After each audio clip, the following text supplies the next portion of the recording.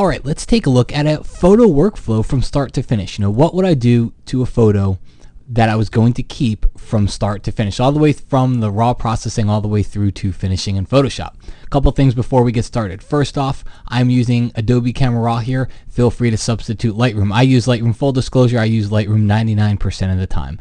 That said, everything I do here can be done inside the Develop module. Same exact settings, same exact name, same exact effect, and you can do the same thing inside Lightroom. That said, I'd want to do it here inside of Camera Raw just because I don't want to assume everybody has a Lightroom, and I know everybody here has Photoshop. The other thing is I'm going to be moving kind of quickly through some of these things, so I don't want to say it's an advanced tutorial, but it's more of a thought process. What am I doing, what order am I doing things, and what am I thinking as I go along? I'm not necessarily going to explain what every setting does. All right, so that said, let's jump in. First off, we got the file open here. I'll even go to the basic tab and go to reset Camera Raw default, just so you know this is right out of the camera. First thing I would do here is tackle white balance, and I'm going to go with the already kind of warmer colors that this has, and I'm just going to make them a little bit warmer here. Okay, so I'm just going to drag that temperature slider over. So that's the very first step, white balance.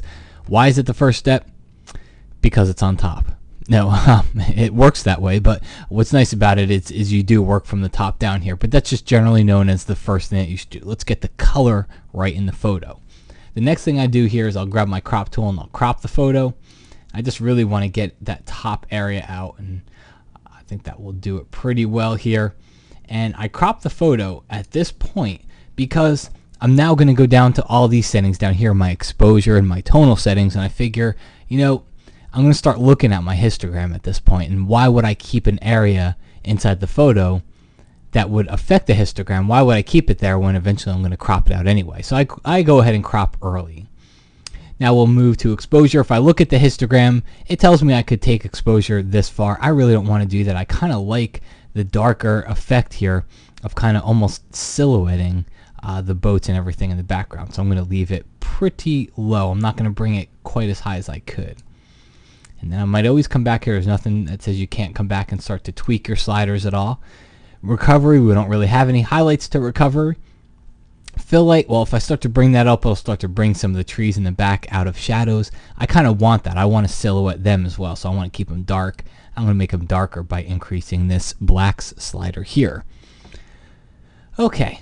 Moving on down the line, I skip brightness and contrast just because I can do those things better with clarity and the other settings inside here. And I would normally bump up the clarity here. You won't really see it much because there's not a whole lot of detail here.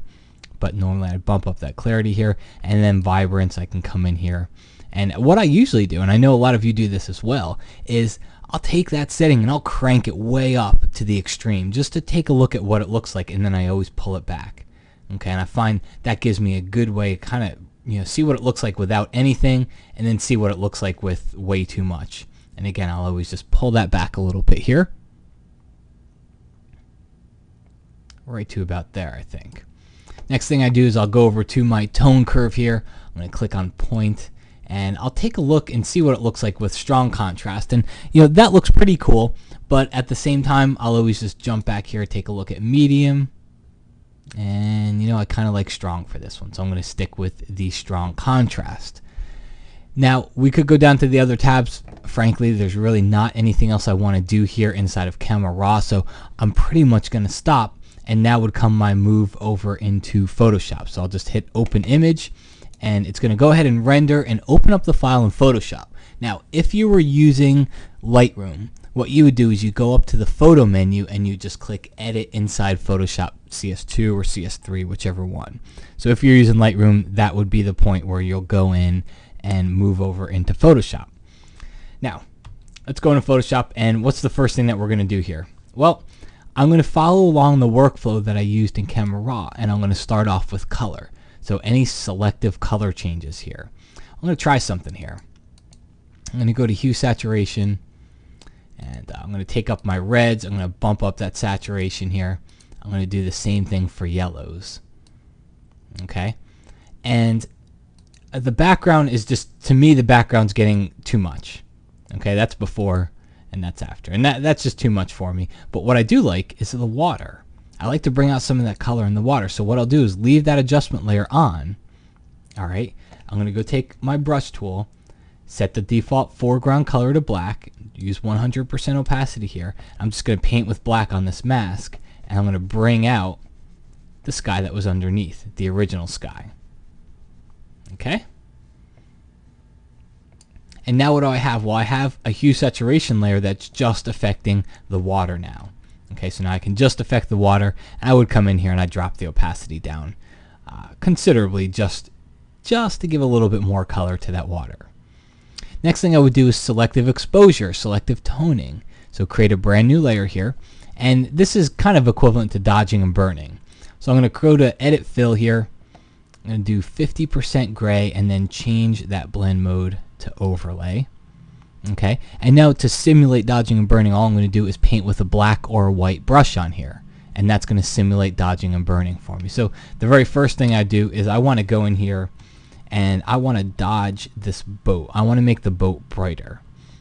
Okay, so I'm going to paint over this boat here.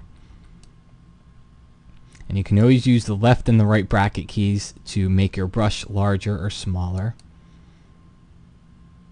Okay, so I'm trying to draw some attention to the boat here. I'm not going to do it to this one. You'll see why in a moment, but take a look before and after.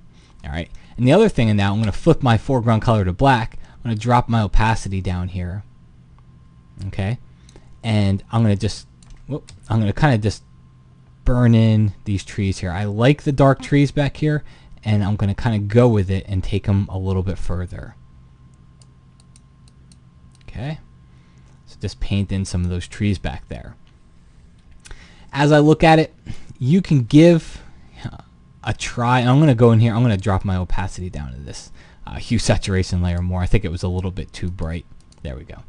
And I'm going to go back to my dodge and burn layer here, and you can give it a try at a very low opacity.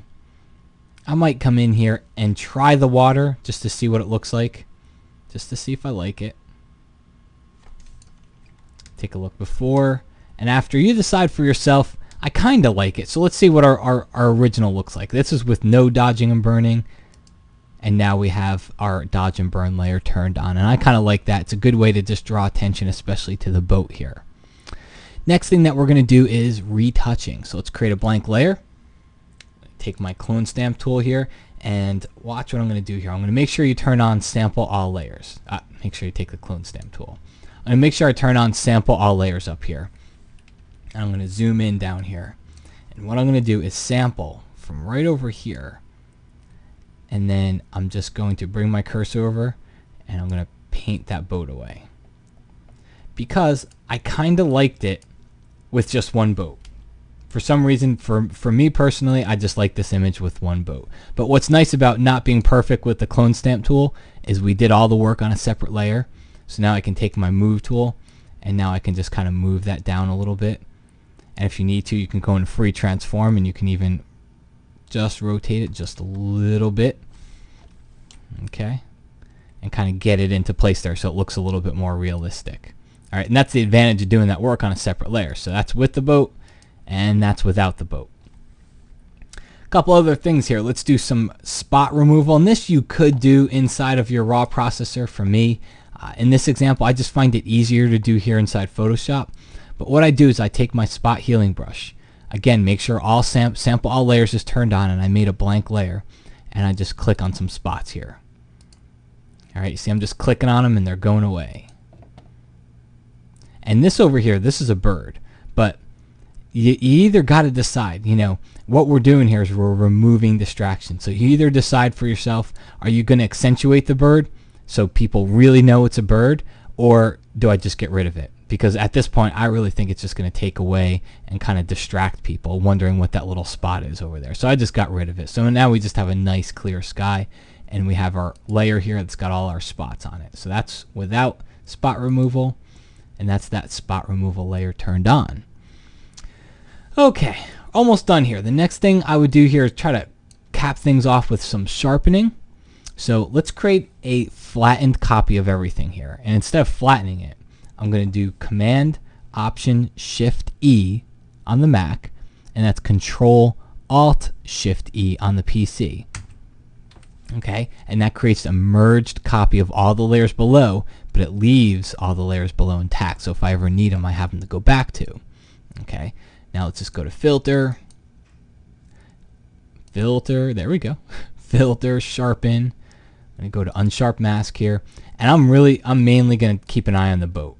Okay, I'm just gonna do my sharpening until I bring out some detail on that boat, and I kind of like that. That's before and that's after, so we'll use those settings here. So now we've done some sharpening on the boat. If I were to finish this off in any way, one little finishing touch is I might go filter, distort, go to lens correction here. Okay, I'm going to turn off the grid. I'm just going to add a little bit of edge darkening. Not too much, just a little bit of edge darkening. Bring that midpoint in here, and we can preview it without and with the edge darkening. So it's real subtle, and it's supposed to be very subtle. You don't want it to be apparent that you've darkened the edges, but a nice little edge darkening works great because it helps focus in on the subject in the photo, which is more toward the center here. Okay, so let's take a look at our final photo, and there we go. And that's basically everything that I do to a photo. That's a photo that I would keep, and that's everything that I would do to it from start to finish, from raw processing all the way into Photoshop. But where you really got to kind of see this here is I saved a copy before I recorded this video. I kind of just opened up a copy of the original. Okay, so now let's take a look at this in comparison to the original photo. So this one over here on the right, that's what we started with, and over on the left is what we ended up with. And it might have taken 10 or 11 minutes here inside the video. That's because I'm explaining everything, but really, if you're not explaining this to somebody, you can do these things in 2, 3, 4 minutes very, very easily, very, very quickly, and you can get some really good results from it from just going through a basic workflow. Follow the same thing from the top down inside Camera Raw, and then I do essentially the same thing in Photoshop, but I just do it more selectively. Everything I do, I always have that mask and the ability to be selective about it inside Photoshop. So I hope you enjoyed this one. I'll be doing more videos like this in the future, and thanks for watching. We'll talk to you soon.